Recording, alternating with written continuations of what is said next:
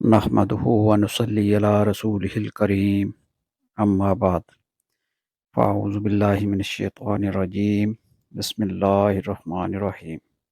حضرت جابر رضی اللہ تعالی عنہ کہتے ہیں، میں نے رسول اللہ صلی اللہ علیہ وآلہ وسلم کو فرماتے ہوئے سنا،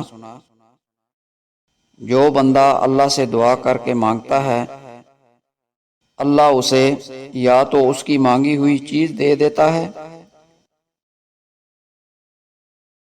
یا اس کی دعا کے نتیجے میں اس دعا کے مثل اس پر آئی ہوئی مصیبت دور کر دیتا ہے، جب تک اس نے کسی گناہ یا قطع رحمی یعنی رشتہ ناتا توڑنے کی دعا نہ کی ہو۔ جامع ترمذی، حدیث نمبر 3381۔